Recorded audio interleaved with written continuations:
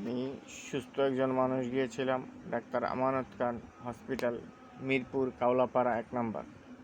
আমার বুকের ডান পাশে হালকা চাপ দিয়ে থাকতো, তাই আমার পাশের দোকানদার ফার্মেসির ওনার সাথে আলাপ করার পরে উনি পাঠিয়েছেন ডাক্তার আমানত খান হসপিটাল, মিরপুর কাওলাপাড়া 1 নম্বরে ডাক্তার শাহাদাত স্যারের কাছে। ওনার কাছে যাওয়ার পরে উনি আমাকে ইন্ডোস্কোপি দিল, আরও কী জানিয়ে দিল। বুকের নিচে ডান পাশে গায়ে দিয়ে থাকে। আমার কিন্তু পেটে কোনো ধরনের ইনজুরি ছিল না, জ্বালা পোড়া ছিল না, ব্যথা বেদনা ছিল না। ওনার ইন্ডোস্কোপি কইরা আসার পর থেকে এই যে জ্বালা পোড়া শুরু হইল, ওষুধ খাওয়ার পরেতে আজ পর্যন্ত আমি এই জ্বালা পোড়া থেকে সুস্থ হতে পারিনি। ওনার ভুল চিকিৎসার কারণে আমি মৃত্যুর সাথে পাঞ্জা লড়তেছি। আমি দীর্ঘ 2 বছর 5 মাস যাবৎ অসুস্থ। উনি ইন্ডোস্কোপি করাইছেন, ব্লাড টেস্ট দিয়েছেন, এক্স-রে দিয়েছেন, তারপর আলতা দিয়েছেন। আমি ইন্ডোস্কোপি করাইতে ইচ্ছুক ছিলাম না।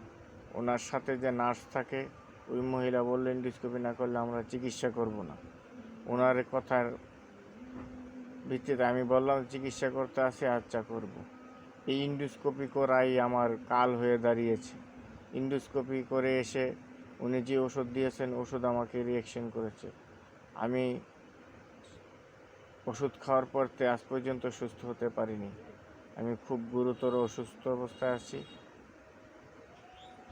আমার জন্য দেশবাসী দোয়া করবেন। আর আমি ডাক্তার শাহাদাত স্যারের বিচার চাই। উনি যেই রুগী যাক, উনি ইন্ডোস্কোপি লেখে। আমি ওনার টিক্স বুঝতে পারি নাই। যদি বুঝতে পারতাম তাহলে আমি ইন্ডোস্কোপিটা করতাম না।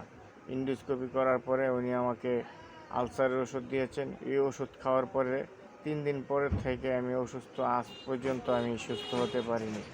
আমি ডাক্তার শাহাদাত স্যারের বিচার চাই। এরকম কসাই ডাক্তার যেন বাংলাদেশের ঘরে ঘরে না হয়। আর এইরকম কসাই ডাক্তারদের জন্য আমরা সাধারণ সুস্থ মানুষগুলো অসুস্থ হই। আমি ডাক্তার শাহাদাত স্যারের বিচার চাই। ডাক্তার আমানত খান হসপিটালে ডাক্তার শাহাদাত স্যার, উনি আমার ইন্ডোস্কোপি করেছে। আর ওনার বিজনেস হলো ইন্ডোস্কোপি করা।